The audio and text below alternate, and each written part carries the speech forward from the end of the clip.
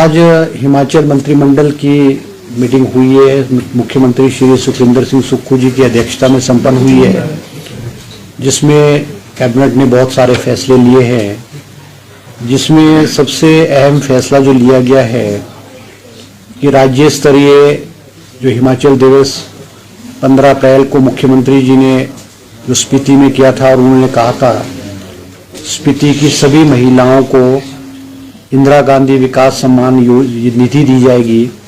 उसके तहत आज स्पीति की सभी महिलाओं को जो है वो कैबिनेट ने 1500 रुपये के हिसाब से इंदिरा गांधी सम्मान निधि की स्वीकृति प्रदान की है।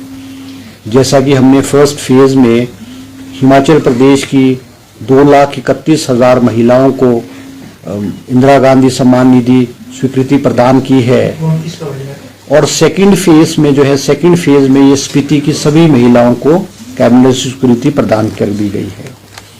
दूसरा अहम फैसला जो लिया गया है मंत्रिमंडल ने, वो सरकारी स्कूलों में जितने भी छात्र हैं, बच्चे हैं, उनके लिए जो यूनिफॉर्म है, यूनिफॉर्म की स्वीकृति प्रदान की गई है, और तुरंत जो है वो उनके खाते में डीबीटी के माध्यम से पैसा जो है वो जमा कर दिया जाएगा।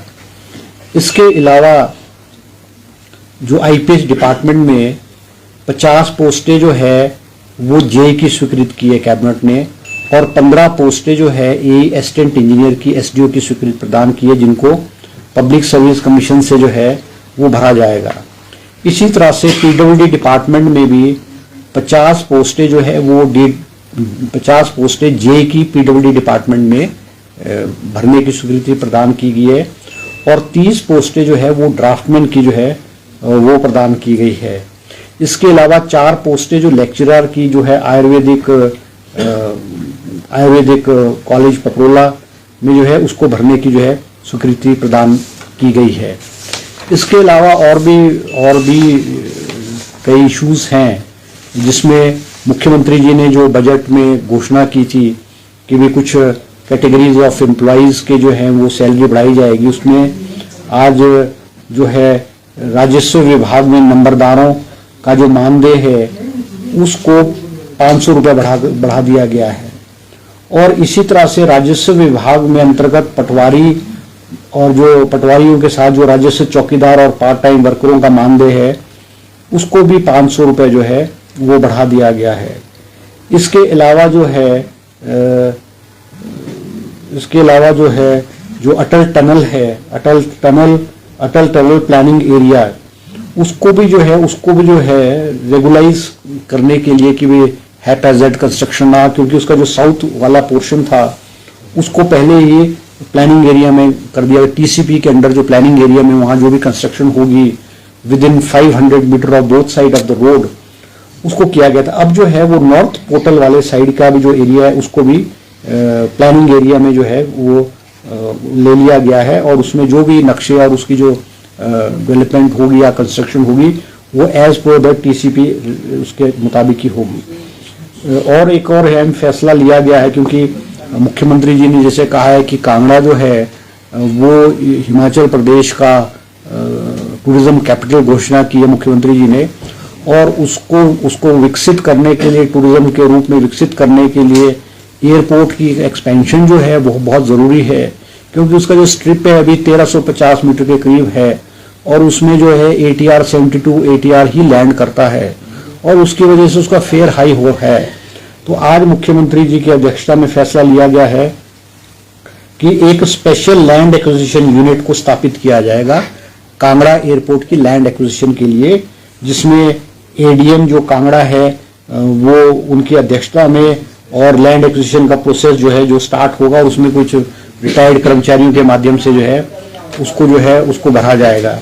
इसके अलावा जो है जो और फैसले लिए गए हैं, ये स्वर्ण जयंती एनर्जी पॉलिसी में भी कुछ अमेंडमेंट किए गए हैं, जिसमें क्योंकि मुख्यमंत्री जी ने कहा है कि हिमाचल प्रदेश को जो है वो ग्रीन स्टेट के रूप में विकसित किया जाएगा, और 2026 तक प्रदेश को पूरा ग्रीन स्टेट किया जाएगा।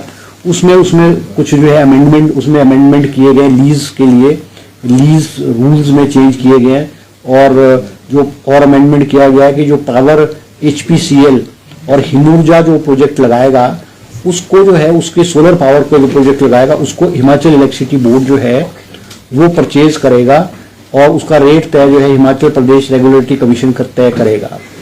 तो ये कुछ चीज़ें हैं जो इसमें हमने आज मंत्रिमंडल में की है।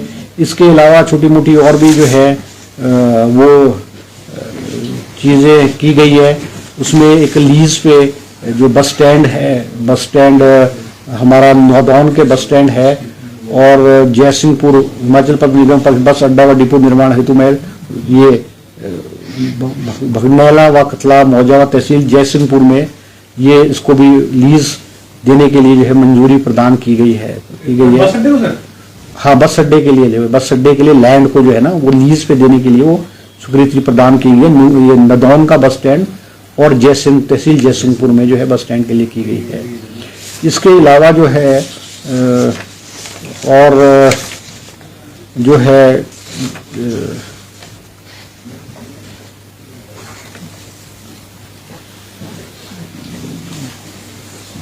अच्छा, एक और पोस्ट है, ये 3 पोस्टें जो है assistant registrar cooperative society class 2 पोस्टें हैं। इसको भी जो है पब्लिक सर्विस कमीशन के थ्रू जो है इसको जो है वो बढ़ा जाएगा। इसके अलावा जो ये है CGCR टैक्स टबैको पे, जैसे मसाला, ये पान मसाला है, पान चटनी है, प्रिपरेशन है, इस पे इसका जो टैक्स है उसको 3 रुपए से बढ़ा करके 4-4.5 रुपए जो है वो कर दिया गया है, जिससे प्रदेश को कोई लगभग 48 लाख के करीब जो है वो आमदनी होगी।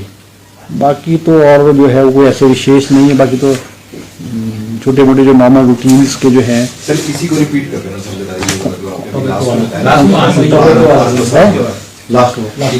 टबैको वाला ये है। इस पे टबैको पे जो है CGCR टैक्स है, टबैको पे लगता है in all forms including paan masala, paan chutney and preparations containing tobacco or containing tobacco or tobacco substitutes under the Himachal Pradesh taxation on certain goods carried by road act 1999। ये इस पे पहले लगता था 3 रुपए अप टू 250 किलोमीटर। अब इसको जो बढ़ा करके 4.5 रुपए वो अप टू 250 किलोमीटर जो है वो कर दिया गया है।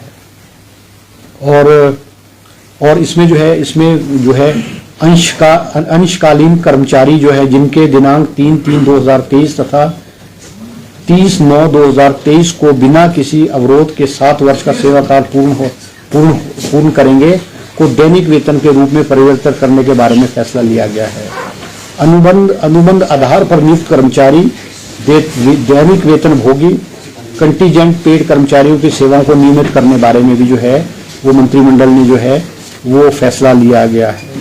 तो यही है इम्पोर्टेंट इश्यूज। बाकी तो 2-4 और भी हैं जो इश्यूज हैं।